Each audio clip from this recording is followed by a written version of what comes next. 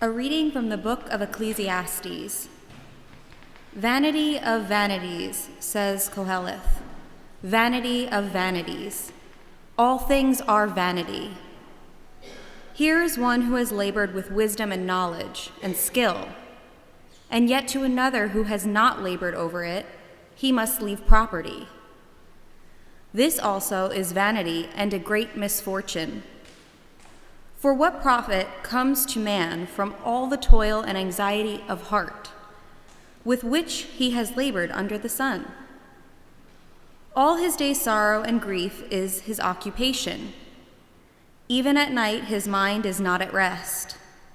This also is vanity. The word of the Lord.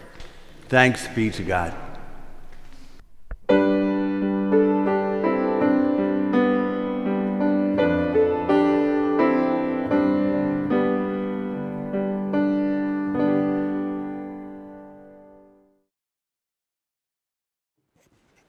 A reading from the letter of St. Paul to the Colossians. Brothers and sisters, if you were raised with Christ, seek what is above, where Christ is seated at the right hand of God. Think of what is above, not of what is on earth. For you have died, and your life is hidden with Christ in God.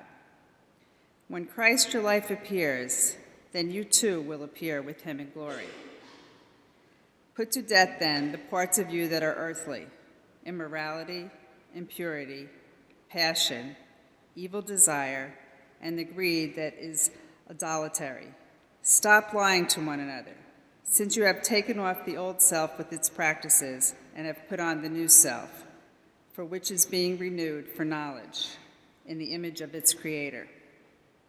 Here there is not Greek and Jew, circumcision and uncircumcision, barbarian, Scythian, slave, free, but Christ is in all and in all.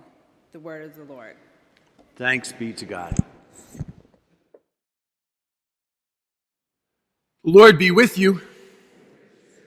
A reading from the Holy Gospel according to Luke.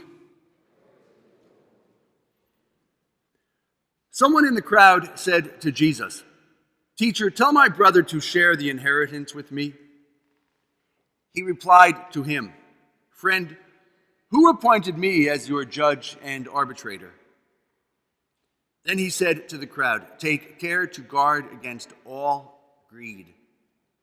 For though one might be rich, one's life does not consist of possessions."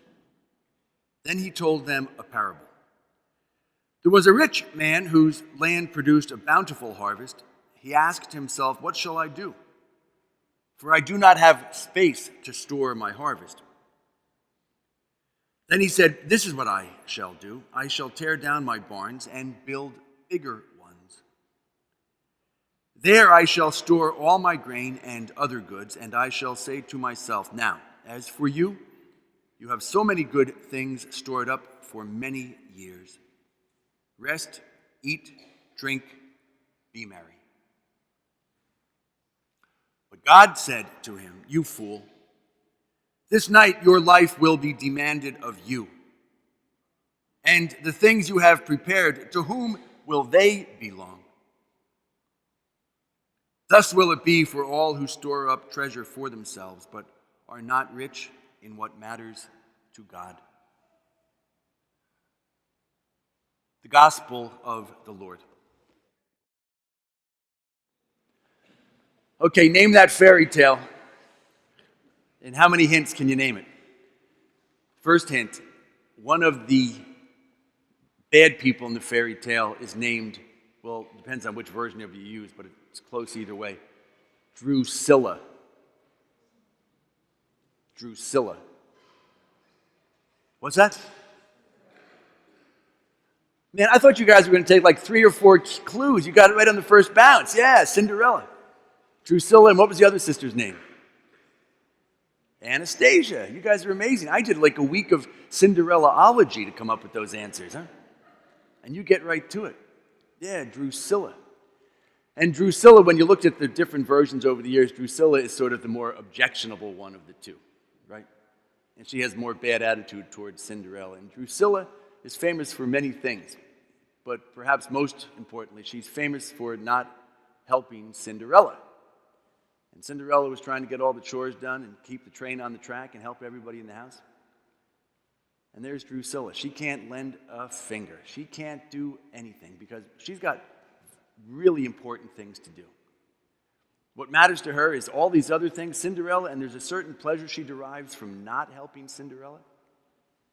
And we can use Druscilla as the emblem for people who aren't helpful because they have very important things to do. Whatever they're working on is much more important than whatever it is that requires them to help you. Druscilla, the emblem of people who are way too tied up in very important things to give you the help you need to get the job done. And one of my worst experiences of a Druscilla was actually, I guess, strictly speaking, a Druscillo, a male Druscilla. When I was working at the jail in Tijuana, I know I've referenced this twice in the last 3 weeks, but yeah, there I was. And the Tijuana City Jail where we took the food, it's a pretty tough place. And you live according to how much money you have, right? But anyhow, long story short, on the top floor are the people who have all sorts of disabilities, and in the city of Tijuana, they don't know what else to do, so they round people up and put them in jail. And there was one gal up there who reminded me of just someone pretty important to me. And she was in jail because they didn't know what else to do with her. And the treatment that she received up there was, it's church, we don't need to get into it, it was unconscionable. And there was one guard in the jail who I thought was kind of on our side. When we'd go to, the priest would come along, we'd have mass in the jail, but he wasn't on our side. And I thought he was going to help us out to sort of protect this lady who was up in the third floor of the jail, but found out the hard way. He just wasn't interested because there was something else much more important that he gained from not helping us. And it was kind of, I lost sleep over that for a couple of years, I'll tell you. Unable to comprehend in this big dramatic situation why this guy wouldn't just do what needed to be done. Help us, help this lady, get her to someplace better for her. Sometimes it's heartbreaking, sometimes it's annoying, but each one of us probably in our own way, big and small, has more than one Druscilla, has had more than one Druscilla in our life. When we've committed to help someone else can help us lighten the burden a little bit, and for whatever reason they don't. And typically it's because they have much more important things to do. Today's readings help us understand what are those much more important things. Because when we're doing business with a Druscilla, it's so important to keep it in context. Keeping it in context keeps us from flying off the handle because we realize this has been going on since history started. I'm not the only one who's going through it. Into every life, a Druscilla or two will waltz, huh? Just the way it works. And so today, in the first reading in Ecclesiastes, vanity, vanity, all is vanity. So the Lord is reminding us there that sometimes the things that we think are so very important really aren't all that important. We get ourselves all steamed up about completing this particular task, and I'm all about getting the tasks done. But the Lord is saying, you know what? Sometimes that becomes a little bit of an issue. Because the things that keep us awake at night, the issues on which we're focused, those things that we think absolutely have to be done right away, nothing is more important, they're all vanity. And when the author of Ecclesiastes speaks of vanity, really what he's saying is unproductive pursuits. We think of vanity as like you stand there with the mirror and then after you finish being horrified for a couple of minutes, sort of fluff up your hair and that's vanity. Well, in the biblical sense, vanity is a worthless pursuit, and that fluffing up of the hair, or the new glasses, whatever it is one form of vanity. It's a useless pursuit. But vanity begets Druscillas, right? Vanity begets Druscillas. When people stumble into vanity, those things that they're pursuing are much more important than whatever good deed you're trying to perform and could use their help. So since about the year 1800 BC, we've been dealing, and long before that, but today we have proof of it. People focusing on things that they think are so important, but are not important in God's eyes, and that's a form of vanity. In the second reading today, the letter to the Colossians, which we used to call Paul's letter to the Colossians, but we no longer do that because we understand it probably wasn't Paul, it was probably a friend of Paul's. And it doesn't read so well when you say, a letter from a friend of Paul's to the Colossians. So we just say the letter to the Colossians. In this passage, there are 2 lists of 5 vices each. And they were 2 lists that were very popular. In fact, you can find similar lists in the Old Testament. And so when it goes through about lust and idolatry, and it says ultimately that greed that is idolatry, there's a difference between prudent self-preservation, paying the bills, taking care of business, and then that greed that becomes idolatry. And that greed is not just material greed. It can be greedy academics. It can be greedy for reputation. It can be greedy for looking like the holiest one in church. It takes all sorts of forms, but that need to acquire the next thing, it can become idolatry when we get too wrapped up in it. And we know from our own experience of ourselves and our experience of other people and the message to the Colossians, you know what? When you get to the point where your greed has become idolatry, you really don't have time for the people who need your help. Greed begets Druscillas, right? Because in other parts of this letter to the Colossians, we are reminded clearly that they're not taking care of each other the way that they should be taking care of each other. And when we go through these 2 lists of 5 vices each, the real problem with those vices is that it steers people away from being good to one another. Greed begets Druscillas. And finally, the gospel tonight sounds like it's a gospel that's really focused more on greed, just like the first reading, but it has a special spin because the spin is greed in that special species that is tunnel vision. The person who's gathering up all his grain into the barn is thinking, you know what? This is the best thing that's ever happened. And he's just looking through a roll of paper towel or something. All he can see is this great big mound of grain. That's all that matters to him. Not tomorrow, not the next day, not next year, not eternal life. Just that great big pile of grain. Short-sighted, narrow-sighted, tunnel vision. I know that I've done it.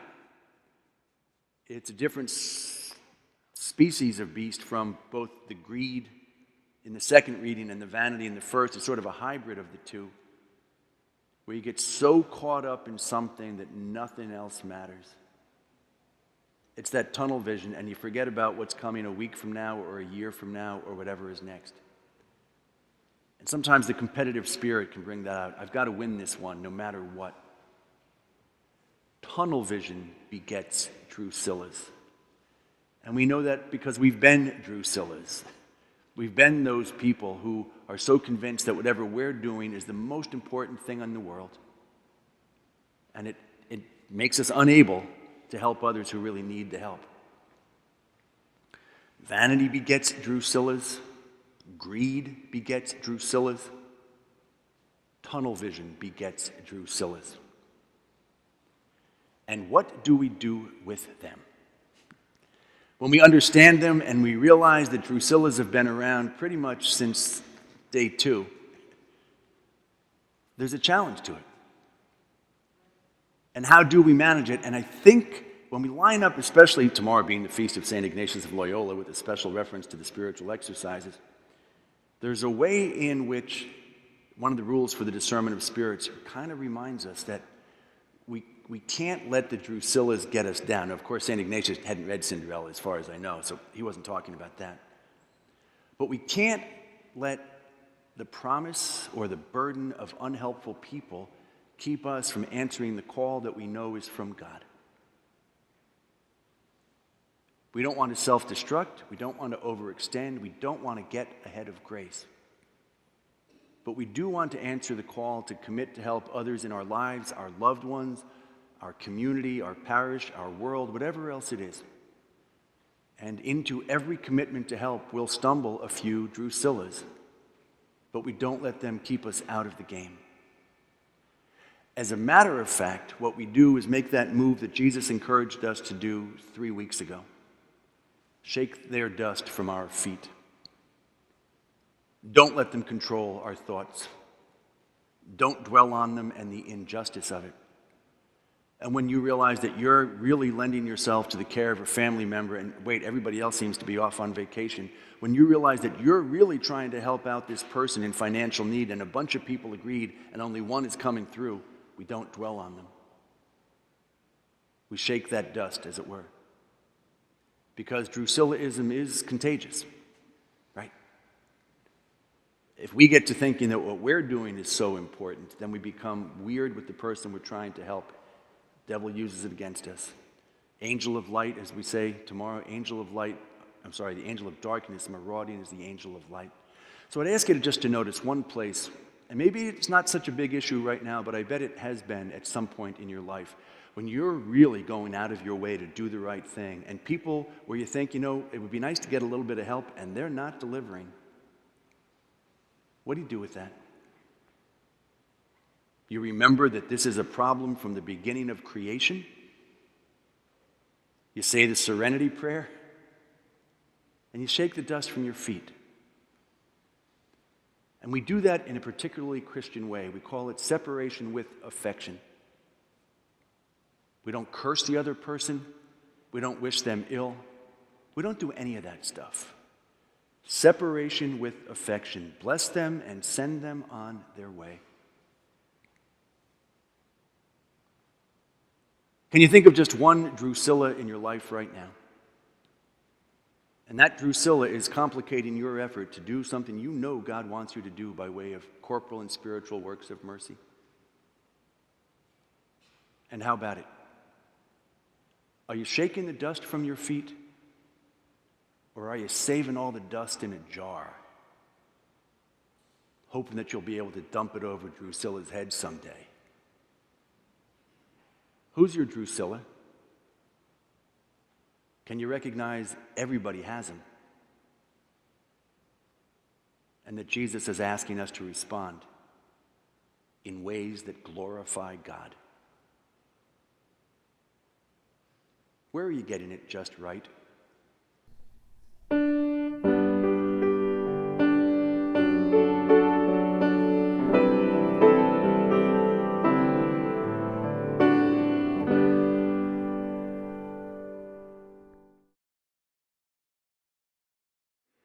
Certainly not every time we ask for help are we entitled to a yes. And we've been through that for the last 3 weeks and trust other people's discernments. But there's that particularly vexing moment when we're really trying to help someone out. And we think, this one, it wouldn't cost that one anything to lend a hand here. Or it would cost very little. It would really make a lot of stuff right. And there's no response. It's Druscilla. And as we find that the things that make Druscillas have been in the human race forever. You're not alone. You're not alone. And it can be very frustrating. And it's almost enough to make you throw in the towel on the good work that you're trying to do. But we can't let that happen, huh?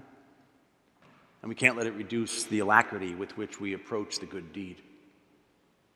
But what do we do with our Druscillas? We remember that we're not alone. We remember that there's all sorts of causes for what they're doing. Vanity, greed, tunnel vision. That maybe it's not our job to fix them, but it is our job to shake the dust from our psychic feet, as it were. Don't let them take up too much time in your brain. What good does it do? So where's one place where you think, you know what, I gotta adjust my attitude just a little bit. Jesus says it's really okay sometimes to shake the dust from your feet, and just separation with affection. Separation with affection. Let us pray.